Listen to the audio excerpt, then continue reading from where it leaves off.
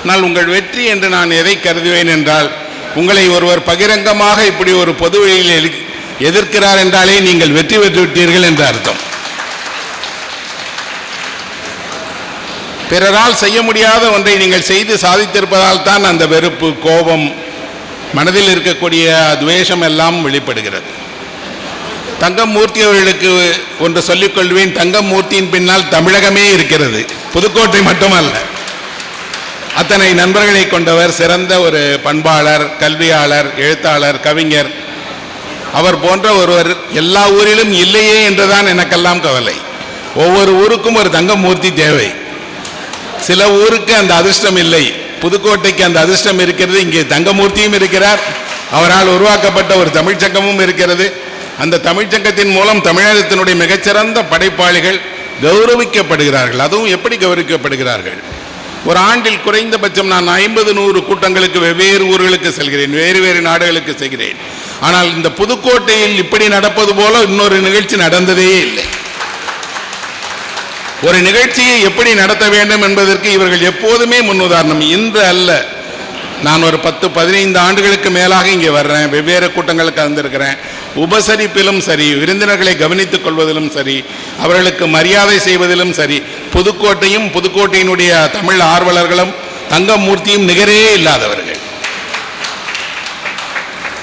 அதனுடைய அடையாளமாகத்தான் இங்கே நம் பண்பாட்டினுடைய ஒரு சிறப்பு போல பரிவட்டம் கட்டி மாலை மரியாதையோடு மங்கள இசையோடு அனைவரையும் ஒரு மேடைக்கு அழைத்து வந்து அவர்களை எல்லாம் எப்படி சிறப்பு செய்ய வேண்டும். அந்த சிறப்பு என்பது அவர்களுக்கு அளிக்கப்படக்கூடிய கௌரவம் மட்டுமல்ல, அவர்கள் குடும்பத்திற்கு, உலகிற்கு அவர்கள் யார் என்று காட்டுகிற ஒரு செயல். அவர்கள் ஒரு புத்தகம் எழுதியிருக்கலாம், அந்த புத்தகத்திற்கு வாசகர்களுடைய அபிமானம் கிடைத்திருக்கலாம். ஆனால் சமூகம் அவர்களை யாரென்று அடையாளம் கொள்வதற்கு இது போன்ற விருதுகள் மிக மிக முக்கியமானது. அதை மிக சிறப்பாக நடத்தி காட்டிய, அவருக்கு ஒத்துழைப்பு தந்த அத்தனை பேருக்கும் இந்த தருணத்தில் நான் மனம் நிறைந்த நன்றியை தெரிவிச்சுக்கிறேன். அவர் சொன்னார் இல்லையா, இது நான் நடத்துகிற விழா இல்லை, நாங்கள் நடத்துகிற விழா என்று. நீங்கள் அல்ல, தமிழ் இலக்கியமும் சேர்ந்துதான் இந்த விழாவை நடத்துகிறது, கொண்டாடுகிறது. நற்செயல்கள் செய்வதற்குத்தான் குறைவானவர்கள் இருக்கிறார்கள். நல் மனதிருந்தாலும் நற்கொடையாளர்களுடைய செயல் இருந்தாலும் ஒரு காரியம் சித்தியாகும் என்பது எளிதல்ல. அரமணச்செம்மல் சீனு சின்னப்பா அவர்களை பற்றி நான் வாசித்து தெரிந்து கொண்டேன். வியப்பாக இருக்கிறது. ஒரு தொழில் நடத்துகிறவர் தன்னுடைய தொழிலில் வெற்றி காணுவார், அதில் தன்னுடைய குடும்பத்திற்கு, தன்னுடைய உறவினர்களுக்கு, தன்னோடு இருப்பவர்களுக்கெல்லாம் செய்வார். ஆனால் இவர் ஒரு தமிழ் கொடையாளியாக இலக்கியத்திற்கு, எழுத்திற்கு என்று அறப்பணிகளை செய்து கொண்டே இருந்திருக்கிறார். அவருடைய வாழ்க்கையை படிக்கும்போது ஆச்சரியமாக இருக்கிறது. அதில் வேலை பார்க்கிற எல்லோருக்கும் அவரே உணவளிப்பார், இலை போட்டு உணவு அளிக்கக்கூடிய ஒருவர் என்று. நம் காலத்தில் ஏதேனும் ஒன்று மறைந்து வருகிறது என்று எனக்கெல்லாம் வருத்தம் என்றால் இது போன்ற மனிதர்கள் மறைந்து வருகிறார்கள். இது போன்ற அருங்கொடை தருபவர்கள் குறைந்து வருகிறார்கள். தன்னோடு வேலை பார்ப்பவரும் தனக்கு சமமானவர் என்று உணரக்கூடியவர்கள் குறைந்துகிட்டே வராங்க. பழைய காலத்தில் ஒரு தொழில் நிறுவனம் புகழ்பெற்று இருக்கிறது என்றால் அந்த நிறுவனத்தை உருவாக்கியவரால் அல்ல, அங்கு வேலை செய்கிற எல்லாராலும் புகழ்பெற்று இருக்கிறது. அவர்கள் அதை சொந்த நிறுவனம் போல பார்ப்பார்கள், நடத்துவார்கள். உரிமையோடு அந்த முதலாளியை கூட கண்டிக்கிற பணியாளர்களை கண்டிருக்கிறேன். இந்த அரமணச்செம்மல் அவர்களுடைய புகழ் பாடுகிற விதமாக இலக்கியத்திற்கான விருதுகளை அளித்து, அதிலும் 10 விருதுகளை சென்ற ஆண்டு வரை அளித்திருந்தார்கள். இந்த ஆண்டு கூடுதலாக 2 விருதுகள், அதுவும் வாசகர்களுக்கு விருதுகளை அளித்து அவர்களையும் கௌரவித்திருக்கிறார்கள். அவர்களை அறிமுகம் செய்யும் போது தங்கமூர்த்தி அவர்கள் சொன்னார், எஸ்ராவிற்கு பின்னால் 2 வாசகர்கள் இருக்கிறார்கள் என்று. எனக்கு பின்னால் அல்ல, எனக்கு முன்னால் தான் எப்போதும் வாசகர்கள் இருக்கிறார்கள். எனக்கு பின்னால் அவர் சொன்னது போல எனக்கு பின்னாலும் என்னை வெறுப்பவர்கள் இருக்கிறார்கள். அவர் எப்போதும் என் நிலையில் இருக்கட்டும் என்று நான் அவர்களை அனுமதித்திருக்கிறேன். தவறொன்று இல்லை. ஆனால் வாசகர்கள் தான், நாம் எல்லோரும் படைப்பாளிகளாக ஆவதற்கு முன்னால் வாசகர்கள் தான். நானும் இங்கே இருப்பவர்களும் நீங்களும் எல்லோரும் இலக்கியத்தினுடைய வாசகர்கள் தான். நிரந்தரமானவர்கள் எழுத்தாளர்கள் அல்ல, வாசகர்கள் தான் நிரந்தரமானவர்கள். என்றைக்கும் அவர்கள் வாசித்துக் கொண்டே இருக்கிறார்கள். என்றோ தொடங்கி அவர்கள் வாழ்நாளெல்லாம் யார் யாரையெல்லாம் படிக்கிறார்களோ அவர்களுக்கெல்லாம் வாசகர்களாக இருக்கிறார்கள். என்றால் ஒரு எழுத்தாளன் முதன்மையாக கௌரவிக்கப்படுவது அதனுடைய வாசகர்களால் தான். 2 மூத்த வாசகர்கள் கௌரவிக்கப்பட்டிருக்கிறார்கள். பொதுவாக முதுமையில் ஒருவருக்கு நினைவு இழப்பு வந்துவிடும், அவருக்கு கடந்த காலம் தெரியாது. சிலருக்கு முதுமையில் தன்னுடைய சொந்த பிள்ளைகள், மனைவி பேரே மறந்துவிடும். அந்த நினைவு இழப்பிலிருந்து அவர்களை காப்பாற்றிக் கொள்ள முடியாது. யாருக்கு நினைவு இழப்பு வரவே வராது என்றால் ஆசிரியர்களுக்கு வரவே வராது. அவர்கள் வாழ்நாளெல்லாம் நினைவை பயன்படுத்துகிறவர்கள், தைரியமாக அவர்கள் இருக்கலாம். ஆனால் இன்னொருவருக்கும் நினைவு இழப்பு வராது. அவர்கள் புத்தகம் படிக்க தெரிந்தவர்கள்.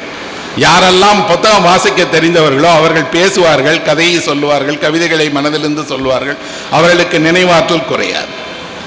முதுமையில் அவர்களுக்கு உலகத்தின் மீது பலருக்கும் சலிப்பு வந்து விடுகிறது, அல்லது தன் குடும்பத்தை பற்றி தன்னை எப்படி நடத்துகிறார்களே என்று கவலை வந்து விடுகிறது. ஆனால் இந்த கவலையெல்லாம் தாண்டி புத்தகத்தை வாசிப்பதோடு அதை ஒரு அறக்கொடையாக மாற்றுவதும், வாசிப்பை ஒரு இயக்கமாக முன்னெடுத்த 1000க்கு மேற்பட்ட புத்தகங்களை ஐயா அவர்கள் அறிமுகப்படுத்தி இருக்கிறார் என்றால் அவர் பெருமைக்குரியவர். என்னுடைய முதல் பாராட்டு அவருக்குத்தான். அவர் அதை தொடங்கி வைத்திருக்கிறார். அதை தொடர வேண்டிய பணி உங்களுக்குத்தான் இருக்கிறது.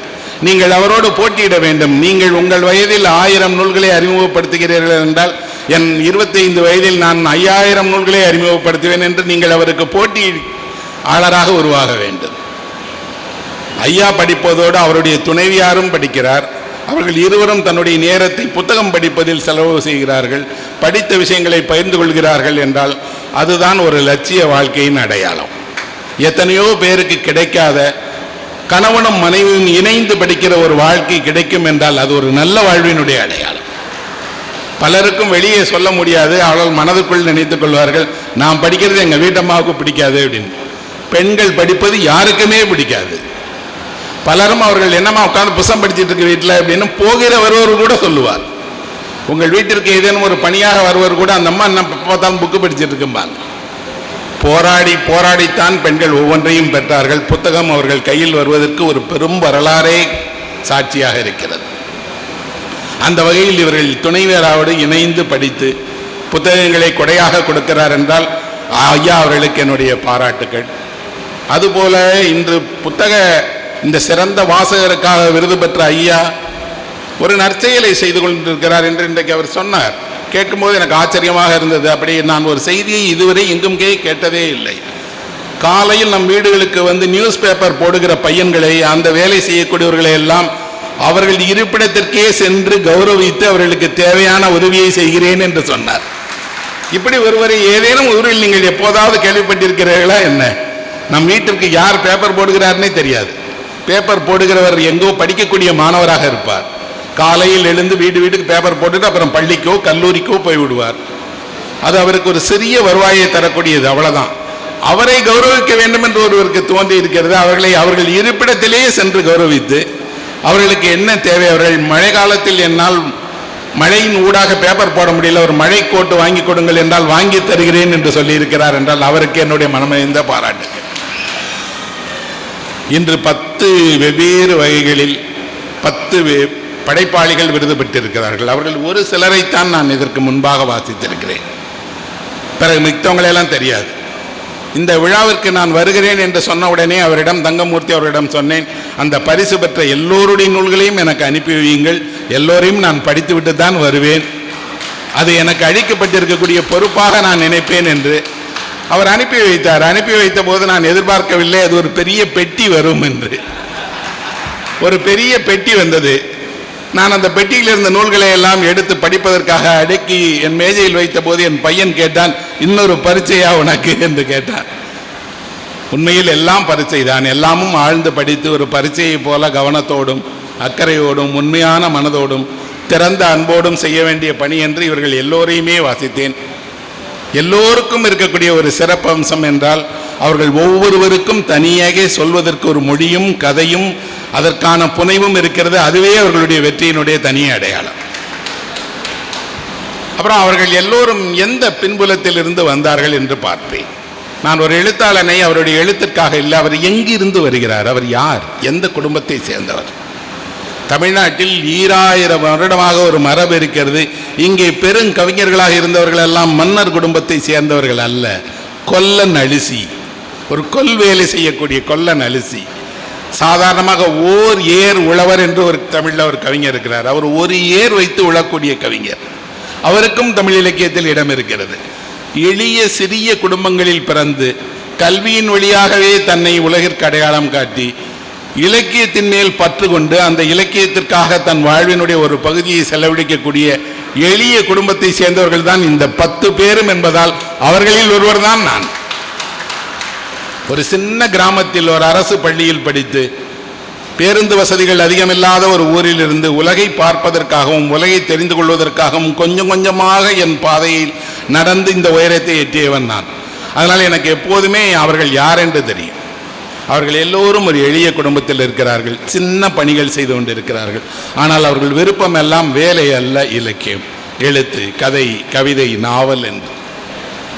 அதிலும் இன்னும் பெரிய விஷயம் என்றால் 10 பேரில் 4 பேர் பெண்கள். இன்னும் ஒருவர் குடியிருக்கலாம், குடியிருந்தால் சமமாக இருந்திருக்கும்.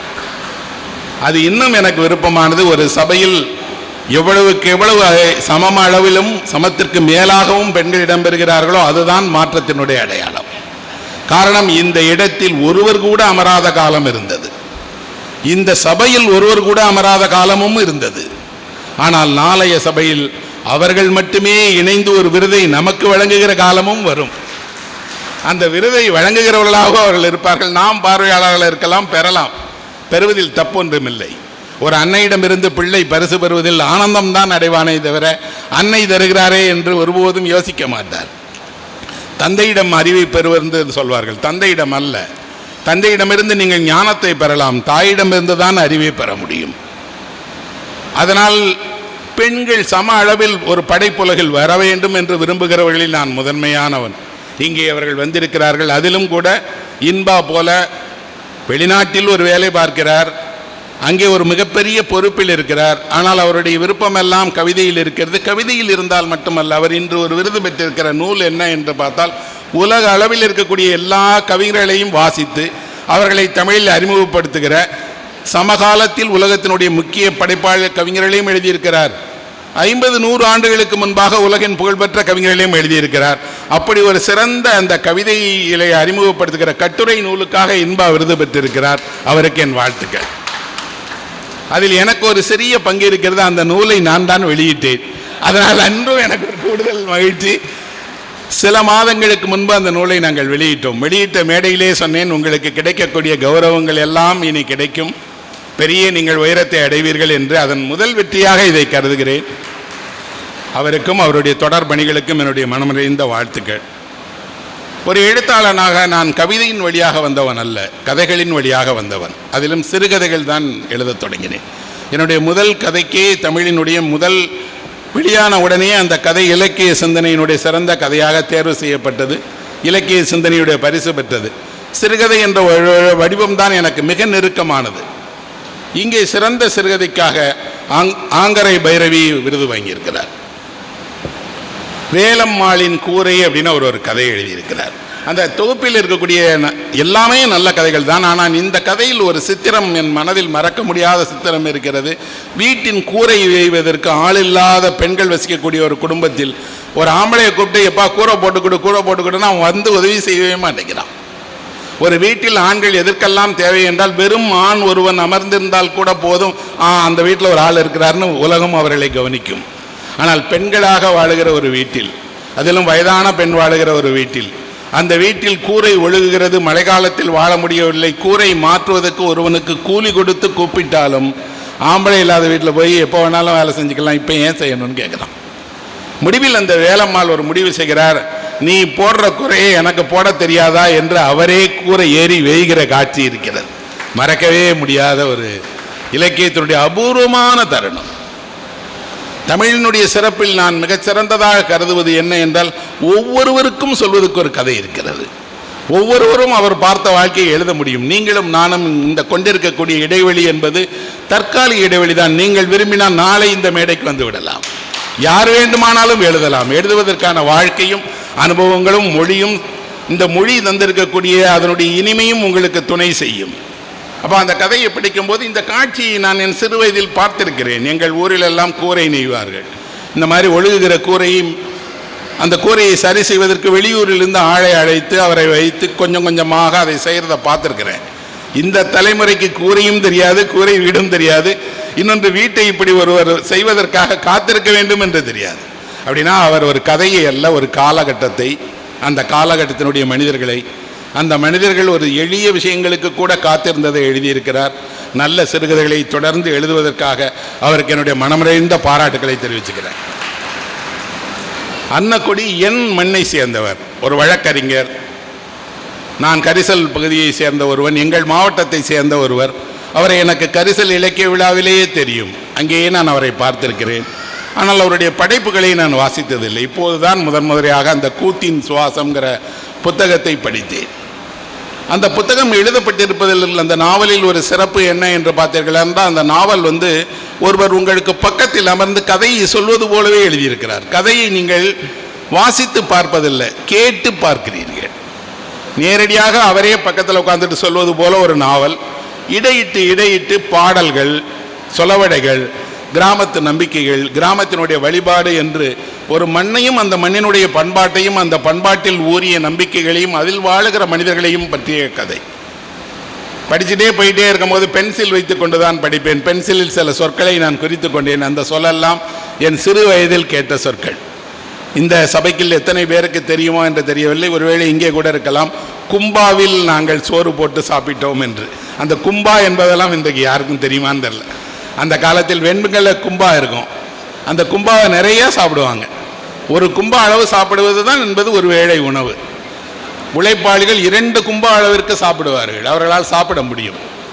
அந்த கும்பாங்கிற சொல்லை பார்த்த உடனே இந்த சொல் கேட்டே எவ்வளவு நாளாகிடுச்சு. மண்ணை விட்டு மறைந்து போய் கொண்டிருக்கக்கூடிய அந்த வெண்கல கும்பாவை நினைவுபடுத்திய அன்னக்கொடிக்கும் என்னுடைய மனமிருந்த வாழ்த்துக்கள், பாராட்டுகள். ஆழ்வார்குறிச்சி சொக்கலிங்கம் அவர்களை இன்று மதியம் சந்தித்தேன். அவர் நூலை எனக்கு கொடுத்த போது நான் சொன்னேன், உங்கள் நூலை நான் முன்னாடியே படிச்சுட்டேன். அவருக்கு ஆச்சரியம், நான் கொடுப்பதுக்கு முன்னாடி நீங்கள் எப்படி படித்தீங்கன்னு கேட்டார். அப்படி படிக்காமல் வந்து பேசக்கூடாது என்ற பொறுப்புணர்வு எனக்கு எப்போதும் உண்டு. நீங்கள் தராவிட்டாலும் அதை நான் கேட்டு வாங்கி படிச்சிருவேன். ரொம்ப நல்லா எழுதுறீங்கன்ட்டு அவரிடம் சொன்னேன். நீங்கள் ஹைக்கூ எழுதுறீங்க, உங்களுக்கு எப்படி அதில் ஆர்வம் வந்தது? வேறு இலக்கிய விழா விருதுகளில் எல்லாம் கவிதைக்கு என்று ஒரு விருது இருக்கும். இங்கே மரபு கவிதைக்கு ஹைக்கூக்கு என்று 3 விருதுகள் என்றால் தங்கமூர்த்தி கவிதையின் பக்கம் நிற்கிறார், அதிலும் ஹைக்கூவின் பக்கம் நிற்கிறார். அது அந்த ஹைக்கூக்குன்னு ஒரு தனி விருதை கொடுத்து அதில் எளிமையாக எழுதியிருக்கிறார். ஆனால் உண்மையில் ஒரு மரபு கவிதையை எழுதுவதை விட, நவீன கவிதையை எழுதுவதை விட ஹைக்கூ கவிதையை எழுதுவது மிக மிக அரியது, எழுத எளிதானதல்ல. எது எல்லாம் எளிமையாக இருக்கிறதோ அதெல்லாம் முழுமையானது, அடைய முடியாதது. ஹைக்கூ என்பது ஒரு புகைப்படத்தை கொண்டு நீங்கள் ஒரு காட்சியை கிளிக் செய்வது போல ஒரு நிமிடத்தை நீங்கள் மொழியின் வழியாக பதிவு செய்வது தான் ஹைக்கூ. அந்த ஒரு நிமிடத்தில் அது ஒரு அபூர்வமாக இருக்கும். நீங்கள் உலகத்தினுடைய மிகச்சிறந்த புகைப்படங்களை பார்த்தால் தெரியும், நாம் பார்த்த காட்சியை தான் அவர்களும் பார்த்திருக்கிறார்கள். ஆனால் அவர்கள் அதை எடுத்த விதத்தில், எடுத்த கோணத்தில் அழகுபடுத்திடுவாங்க. அப்படி சின்ன சின்ன ஹைக்கூவா அவர் எழுதியிருக்கிறார். அந்த ஹைக்கூவில் ஒரு ஹைக்கூ என் மனதிற்கு ரொம்ப நெருக்கமாக இருந்தது. என்னன்னா, ஒரு கண்ணாடியின் பின்னால் இருக்கக்கூடிய ரசம் அழிந்து போய் விடுகிறது, ஆனால் நினைவுகள் ரசமாகி விடுகின்றன என்று எழுதுகிறார். பொதுவாக கண்ணாடி எப்போதுமே யாரை பார்த்தும் நீங்கள் அழகாக இருக்கிறீர்கள் என்று சொல்லாது, நாம அப்படி நினைத்துக் கொள்கிறோம். ஒருவேளை சொல்ல வேண்டிய தேவையும் பேசுகிற மொழியும் அதற்கு இருந்தால் இவனையெல்லாம் காட்ட வேண்டியிருக்கே என்று கண்ணாடி வருத்தப்படத்தான் செய்யும். ஆனால் கண்ணாடியை ஒரு நினைவினுடைய ரசம் பூசுகிற ஒரு கவிஞராக இருக்கக்கூடிய ஆழ்வார்குறிச்சி சொக்கலிங்கம் அவர்களுக்கு என்னுடைய மனமிருந்த பாராட்டுகள். சோறு என்று உணவினுடைய அரசியலை லீலா ஒரு கட்டுரையாக எழுதியிருக்கிறார். நான் உணவு யுத்தம் என்று உணவினுடைய அரசியலை பற்றி ஒரு கட்டுரை எழுதியிருக்கிறேன். தமிழ் பண்பாட்டில் சோறு என்பதற்கு ஒரு பெரிய இடம் இருக்கிறது. அந்த சோறு என்பதை அறமாக செய்யக்கூடிய, சோறு தரக்கூடிய இடங்களாக கொடையை தரக்கூடியவர்கள் இருக்காங்க, அன்னதானம் அளிப்பார்கள் அவர்கள். சோறு விற்கப்படும் என்ற பெயர் பலகை தமிழ்நாட்டில் எப்போது வந்தது?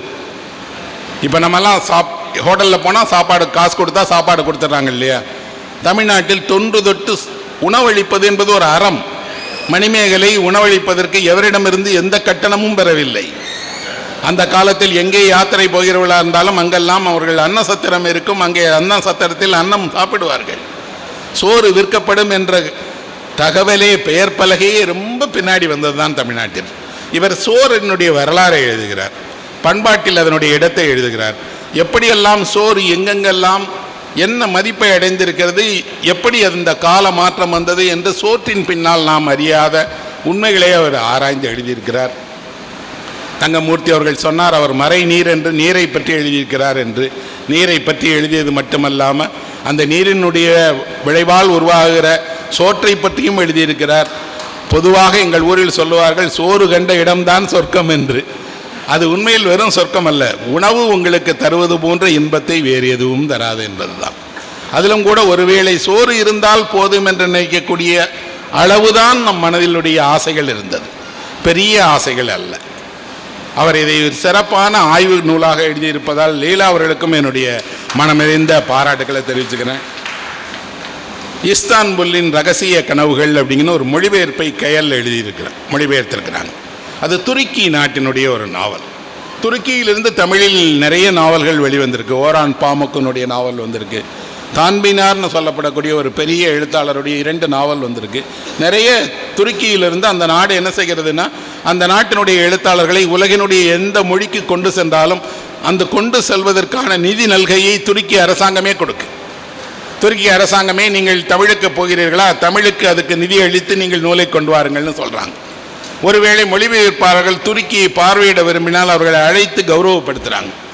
துருக்கியிலிருந்து ஒரு நாவலை அவர் மொழிபெயர்த்திருக்கிறார். அது வழக்கமான துருக்கி நாவல் அல்ல.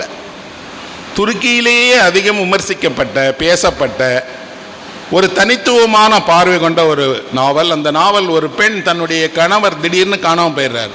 காணாமல் போன கணவரை தேடி துருக்கிக்கு வரக்கூடிய பயணத்தை எழுதுகிறார். பயணத்தின் வழியாக குடும்பம் என்பது எப்படியெல்லாம் பெண்களின் மீதான வன்முறையை செலுத்துகிறது என்பதை பற்றியதான நாவல். பெரிய நாவல். ஒரு நாவலை மொழிபெயர்ப்பது என்பது எளிதானது அல்ல. அதிலும் உங்களுக்கு தொடர்பில்லாத இன்னொரு மொழியை சேர்ந்த ஒரு நாவலை எழுதுவதற்கு என்றால் நீங்கள் அதன் பண்பாட்டை படிக்கணும், அதுக்கப்புறம் அந்த கதையை படிக்கணும், அதை தமிழ் வசப்படுத்தணும். அந்த சிறந்த பணியை செய்ததற்காக கயலுக்கும் என்னுடைய அன்பும் வாழ்த்துக்களும்.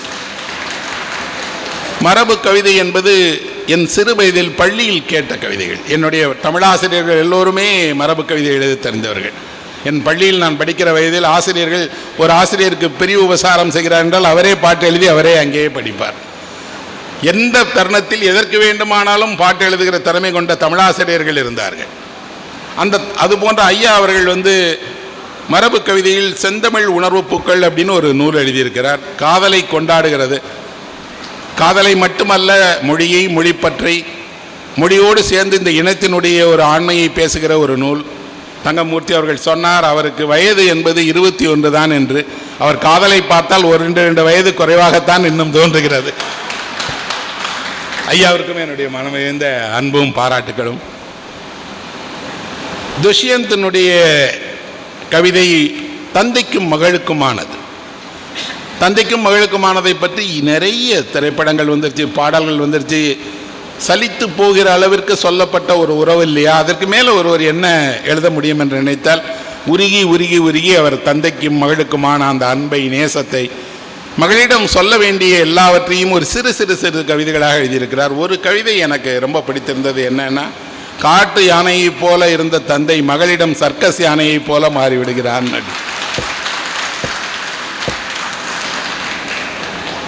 மைடாஸ் என்ற ஒரு மன்னனை பற்றி சொல்லுவார்கள், அவர் தொட்டால் எல்லாமும் பொன்னாகிவிடும் என்று. மைடாஸ் கதை உண்மையா என்று தெரியாது, ஆனால் உங்கள் மகள் தொட்டால் நீங்கள் மாறிவிடுவீர்கள் என்பதுதான் உண்மை. ஏன்னா, உங்கள் பொண்ணுக்காக ஒரு தந்தை மகள் பிறந்தவுடனேயே அவன் மனதினுடைய ஒரு மூலையில் ஒரு பிரார்த்தனையை மேற்கொள்ள தொடங்குகிறான், அவளுக்கு நல்ல வாழ்க்கை அமைய வேண்டும் என்று. அந்த வாழ்க்கையை நோக்கியே தன் மனதை செலுத்தி கொண்டே இருக்கிறான். அவன் வாழ்நாளெல்லாம் வெளியே சொல்லாத ஒரு கவலைப்பட்டு கொண்டே இருக்கிறான் என்றால் அது மகளினுடைய எதிர்காலத்தை பற்றித்தான். அதிலும் கூட திருமணமாகி நல்ல மன வாழ்க்கை கிடைக்காத பெண்ணினுடைய தந்தையாக இருந்தால் அவர் வெளியே சொல்ல முடியாத 1000 வலிகள் கொண்டவராக இருப்பார். அவரும் பிரார்த்திப்பார், கோயிலுக்கு செல்லுவார், ஒருபோதும் தனக்காக பிரார்த்திக்க மாட்டார், தன் மகளுக்காக பிரார்த்திப்பார்.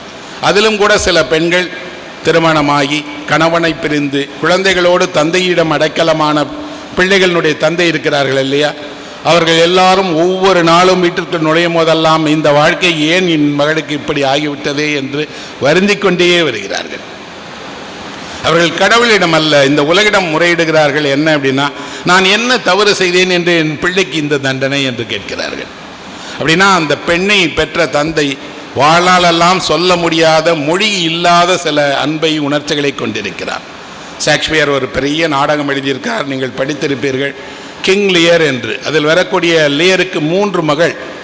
3 மகளையும் பார்த்து ஒரு தந்தை கேட்கிறார், நீ 3 பேரில் யாருமா என்ன ரொம்ப நேசிக்கிறது என்று. ஷேக்ஸ்பியருடைய நாடகம் என்பதால் அப்படி இருக்கும். ஆனால் தமிழ்நாட்டில் ஒருபோதும் எந்த தந்தையும் எந்த பெண்ணிடம் அந்த கேள்வியை கேட்கவே மாட்டார். ஆனால் அந்த கேள்வியின் வழியாக ஷேக்ஸ்பியர் ஒரு உண்மையை சொல்லுகிறார். ஒரு பெண் சொல்லுகிறாள், அப்பா நீங்கள் எனக்கு கடவுளுக்கு சமம், கடவுளைப் போல உங்களை நேசிக்கிறேன் அப்பா அப்படின்னா. அப்பாவுக்கு ரொம்ப கேட்க நல்லா இருக்கும். உண்மையில் அப்பாக்கள் பொம்பளை பிள்ளைங்க என்ன சொன்னாலும் கேட்டு தலையாட்டிடுவாங்க. அதில் உண்மை இருக்கா இல்லைன்னு கேட்க மாட்டாங்க. இவ கடவுளை போல இருக்கணும்னே சரின்றார். இன்னொரு பெண் சொல்லுகிறாள், அப்பா நீங்கள் தான் எனக்கு எல்லாமும், என் கணவனை விட என் பிள்ளைகளை விட நீங்கள் தானப்பா எல்லான்னொடனே அவளையும் பாராட்டுகிறார். 3வது மகள் அப்பாவிடம் உண்மையை சொல்லுகிறாள், ஒரு தந்தையை மகள் எவ்வளவு நேசிக்க வேண்டுமோ அவ்வளவு நேசிக்கிறேன். நாளை என் கணவனை நேசிப்பேன், என் பிள்ளைகளை நேசிப்பேன், எல்லாரை நேசிப்பேன், ஆனால் உங்களை நேசிப்பதை மாற்றவே மாட்டேன் அப்பா என்று. அது போதலை. எந்த தந்தைக்குமே பிள்ளைகளினுடைய பாராட்டு போதாதுதான். அந்த போதாதுங்கிற தந்தை அந்த மகளைத்தான் வீட்டை விட்டு அனுப்பி வைக்கிறார். அவரிடம்தான் கடைசியில் அடைக்கலமாகிறார். அடைக்கலமானதோடு பாராட்டி தன்னிடமிருந்த பொன்னை, பொருளை, பதவியை பெற்ற மகள் தன்னை கைவிட்டு விட்டார்கள். எதுவும் வேண்டாம் என்று சொன்ன மகளிடம் போய் வாழ வேண்டிய நிலை இருக்கிறது. இன்று எழுதப்பட்ட கதை அல்ல, என்றோ எழுதப்பட்ட ஒரு ஷேக்ஸ்பியருடைய நாடகம் நம் வாழ்க்கைக்கு நெருக்கமாக இருக்கிறது என்றால் அதுதான் இலக்கியம் செய்கிற சிறப்பு. அப்படி ஒரு தந்தை மகளினுடைய உறவை எழுதிய துஷ்யந்துக்கும் என்னுடைய மனமிழந்த பாராட்டுக்கள். வாணி என்ற ஒரு சிறார் நாவலை எழுதியிருக்கிறார். நான் சிறாருக்காக நிறைய கதை எழுதியிருக்கேன். இந்த சிறார் நாவலுடைய சிறப்பு என்ன அப்படின்னா, உண்மையான ஒரு சம்பவத்தை, அப்படி ஒருவர் இருந்தார், நிஜமாக சுற்றுச்சூழலுக்காக போராடினார். அப்படி உண்மையில் நதிநீருக்கான ஒரு பிரச்சனையை ஒரு மருத்துவர் எப்படி எதிர்கொண்டார் என்பதை ஒரு புனைவாக எழுதி, புனைவின் வழியாக குழந்தைகளை மகிழ்ச்சிப்படுத்த அல்ல, அறிவுமயப்படுத்த, சுற்றுச்சூழலை பற்றி அக்கறை கொள்ள செய்த ஈரோடு சர்மிளா அவர்களுக்கும் என் மனம் நிறைந்த அன்பும் பாராட்டுகளும். உதயசங்கர், மணிமாறன் 2 பேருமே என்னுடைய நீண்டகால நண்பர்கள். நாங்கள் ஒன்றாக படித்து ஒன்றாக வளர்ந்தவர்கள். மணிமாறனும் நானும் எங்களுடைய கல்லூரி நாட்கள் முதல் தோழர்கள். அவர்தான் இன்றைக்கு சிறுகதை அப்படிங்கிற ஒரு பத்திரிகையை ஆரம்பித்து ஒரு சிற்றதழினுக்காக சிறந்த படைப்பிற்கான விருதை பெற்றிருக்கிறார். படிக்கிற நாட்களிலே, வேலை பார்க்கிற நாட்களிலிருந்தே அவருக்கு இலக்கியத்தின் மீது அதிக ஆர்வம் உண்டு. அதிலும் இந்த குறிப்பிட்ட சிறுகதை என்ற ஒரு சிற்றிதழுக்கு என்ன சிறப்பு என்றால், தமிழ் மொழிபெயர்ப்பு சிறுகதைகளை மட்டுமே அவர்கள் வெளியிடுகிறார்கள். 2 பேரும் சேர்ந்து அந்த புத்தகத்தை நீங்கள் ஒரு முறை வாங்கி பாருங்கள், படித்து பாருங்கள். அவ்வளவு நேர்த்தியாக அந்த புத்தகத்தை கொண்டு வர்றாங்க. மணிமாறனுக்கும் உதயசங்கருக்கும் இந்த தருணத்தில் என் மனம் நிறைந்த அன்பும் நன்றியும். அநேகமாக எல்லாரையும் சொல்லிட்டேன்னு நினைக்கிறேன். உண்மையில் நான் உங்களோடு பேச வந்தது இந்த பாராட்டை மட்டுமல்ல. நேரம் கருதி கொஞ்சமாக என்னுடைய விஷயத்தை நான் சொல்கிறேன்.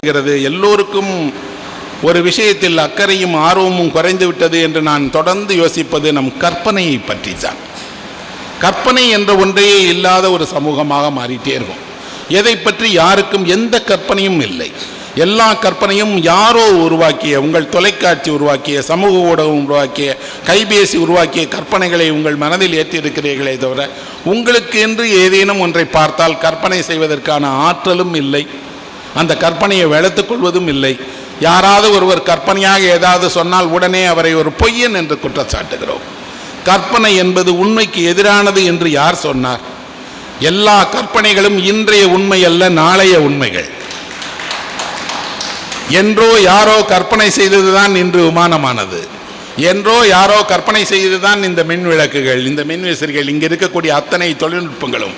கற்பனை என்பது ஒரு உண்மையை முன்னறிவது. சில நேரம் உண்மையை சொல்வதற்கு கற்பனை என்ன செய்கிறது என்றால், ஒரு பாகு பூசி, ஒரு தேன் பூசி அதை உங்களுக்கு கொடுக்கிறது. கற்பனை என்பது ஒன்றை இன்னொன்றாக பார்க்க தெரிவது. நீங்கள் குழந்தைகளிடம் எதையேனும் கண்டு வியக்கிறீர்கள் என்றால் அவர்களுடைய கற்பனையைத்தான் வியக்கிறீர்கள். ஒரு குழந்தை வீட்டினுடைய வெளியே விளையாடி கொண்டிருக்கிறது. அதுக்கு விளையாட்டு தோழி யாரும் இல்லை. அது வீட்டில் துணை இல்லாதனால் தன்னுடைய நிழலோடையே அந்த குழந்தை சுற்றி சுற்றி விளையாடிக்கிட்டே இருக்கு. இது விளையாட விளையாட அது ஓட ஓட அந்த நிழலும் கூட ஓடும். அந்த நிழலுக்கு ஒரு பெயர் வைத்து அதை தன்னுடைய விளையாட்டு தோழியாக்கி, எப்போ போனாலும் எனக்கு ஒரு விளையாடுறதுக்கு ஒரு ஃப்ரெண்டு இருக்கா, அவள் போய் வெளியே விளையாடுவான்னு அம்மாட்ட சொல்லுது.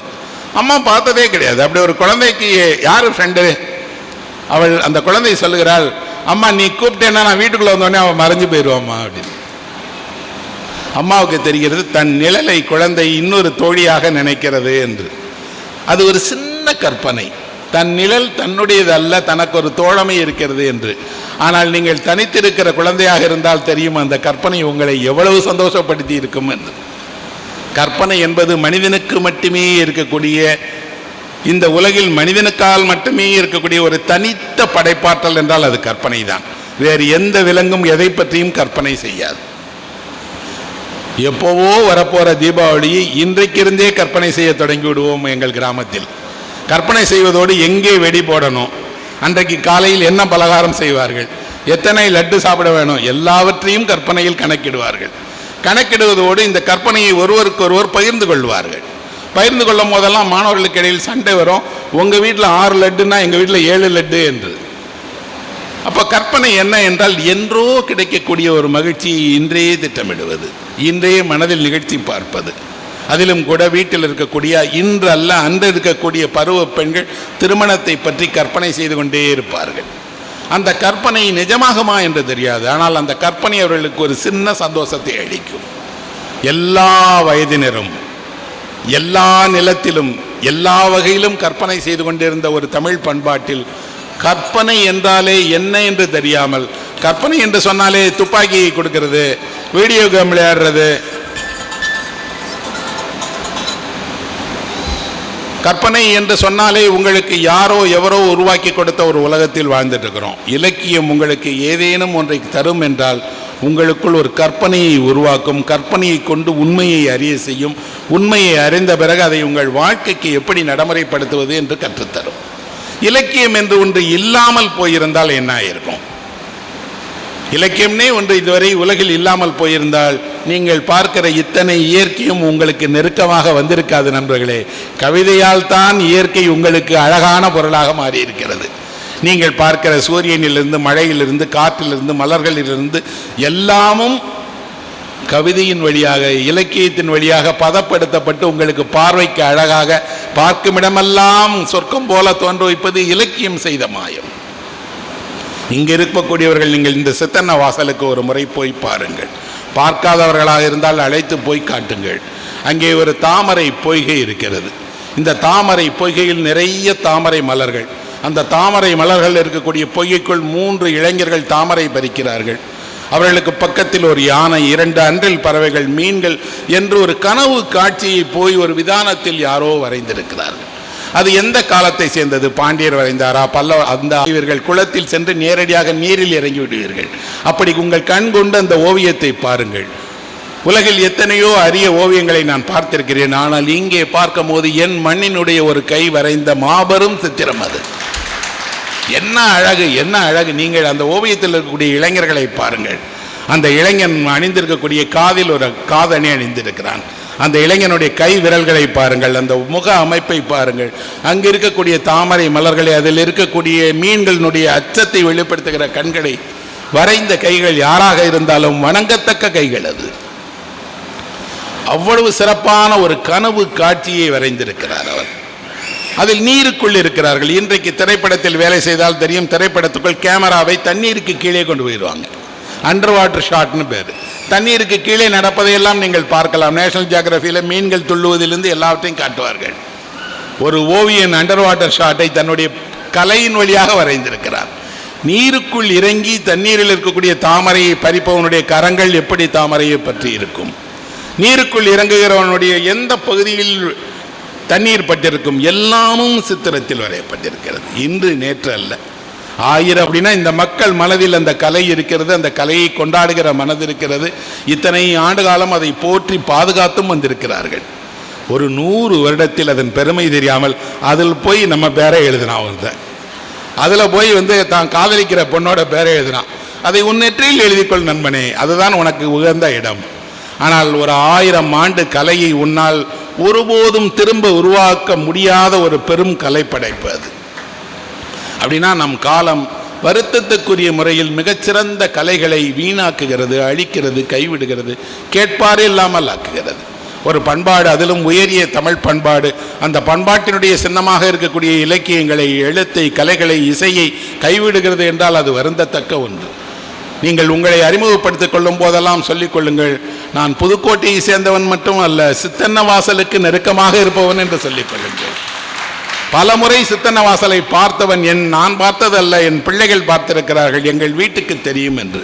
முடிந்தால் உங்கள் வீட்டினுடைய ஒரு சுவரை அந்த ஓவியத்தால் நிரப்புங்கள். உங்கள் வீட்டில் ஒரு சின்ன பெயர் பலகை அளவிற்காவது அந்த ஓவியத்தை வைத்துக் கொள்ளுங்கள். அது என்ன தெரியுமா? உங்கள் அடையாளத்தில் ஒன்று. அதனுடைய வரலாற்று சின்னம் அல்ல, கலை வடிவம் அல்ல, அது உங்கள் மண்ணினுடைய பெருமை. நீங்கள் காக்க வேண்டிய பெருமை, நீங்கள் காக்க வேண்டியது உங்களுடைய கடமை. அதுதான் கற்பனையினுடைய உயரிய வடிவம். அந்த கற்பனையில் இருக்கக்கூடியதை விளக்குபவர்கள், ஆய்வாளர்கள் என்ன சொல்கிறார்கள் என்றால், அனைத்து ஜீவராசிகளும் சமம் என்று சமண கோட்பாடு சொல்லுகிறது. அதன் அடையாளம்தான் அது என்கிறார்கள். இன்னொரு ஆய்வாளர் சொல்கிறார், அது ஆசீவக மதத்தினுடைய அடையாளம். ஆசீவர்கள் தான் அப்படி இருந்தார்கள்.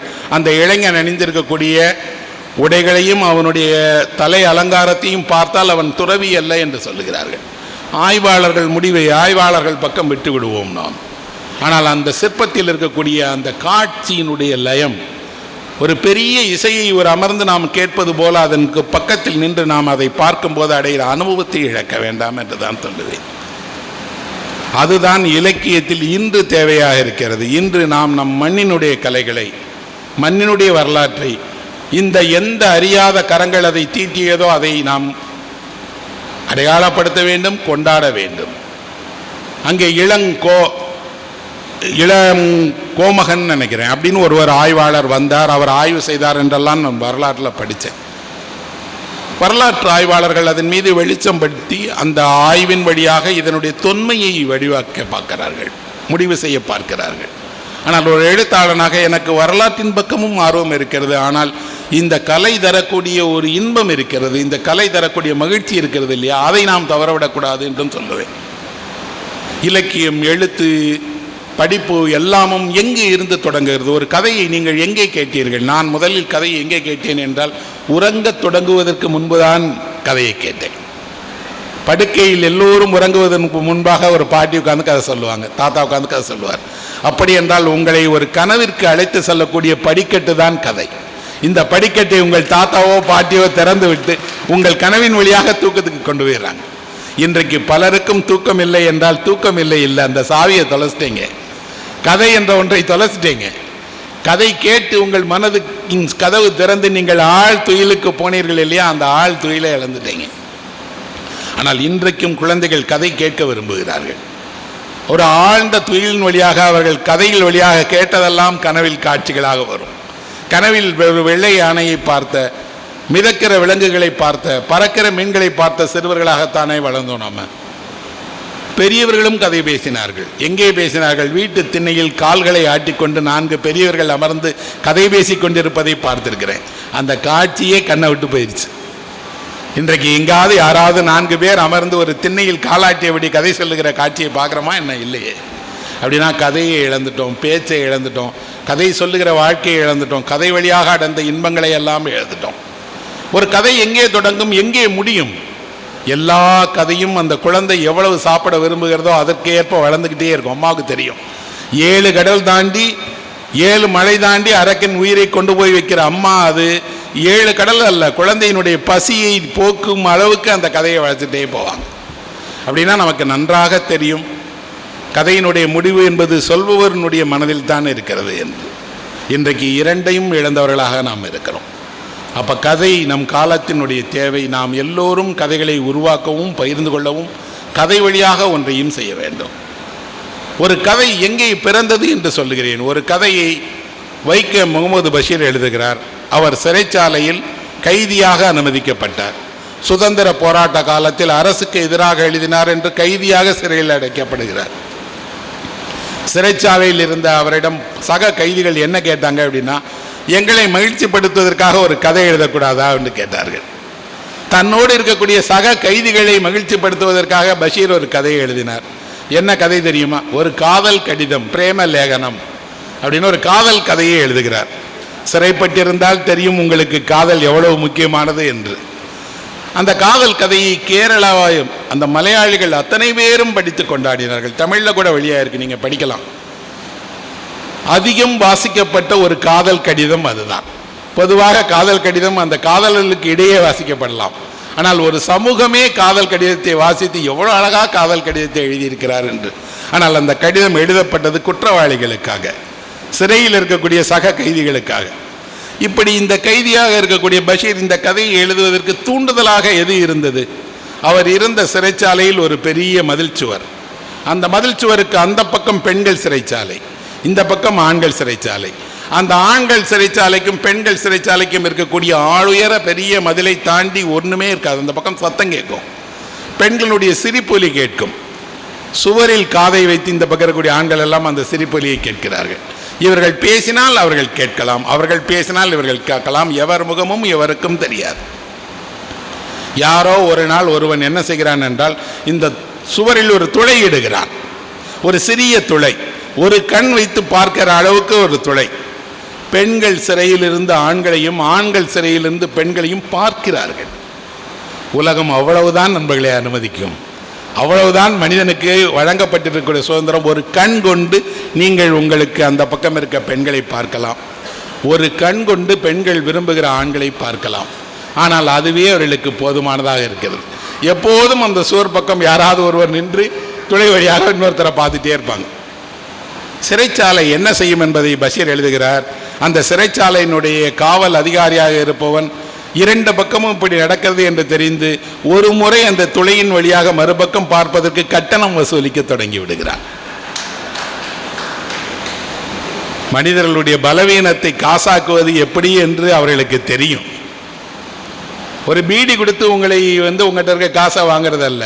ஒரு முறை நீ அங்கே இருக்கக்கூடிய ஒரு பெண்ணை பார்ப்பதற்கு காசு தருகிறார் என்றால் 4 அணா 8 அணா என்று கையில் கிடைத்த காசை எல்லாம் அவர்கள் கொடுத்து எப்படியாவது பார்க்குறாங்க.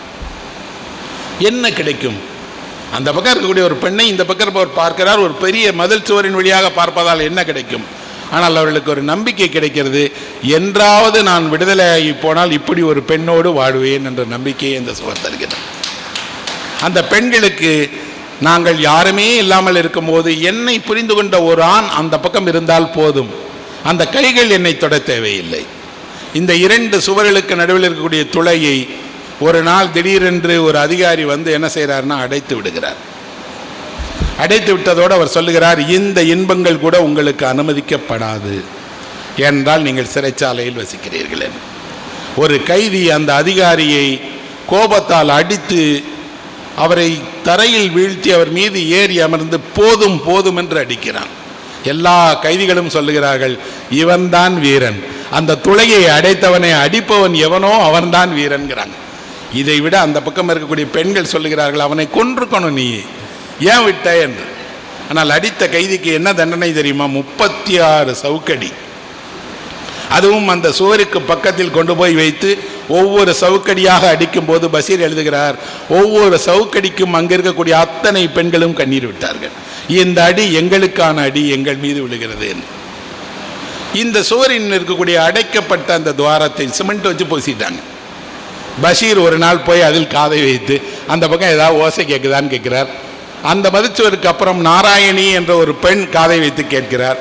அந்த நாராயணி 14 ஆண்டுகள் கொலை வழக்கிற்காக தூக்கு தண்டனை பெற்று வந்திருக்கக்கூடிய ஒரு பெண். அவள் விடுதலைவாள தூக்கு போடுவாங்களா தெரியாது. ஆனால் அந்த பெண்ணை முகம் பார்க்காமல் இந்த பக்கம் சிறையில் இருக்கக்கூடிய பஷீர் சொல்கிறார், இந்த உலகிலேயே மிகச்சிறந்த அழகியாக நீ தான் இருக்க முடியும் அப்படின்னு.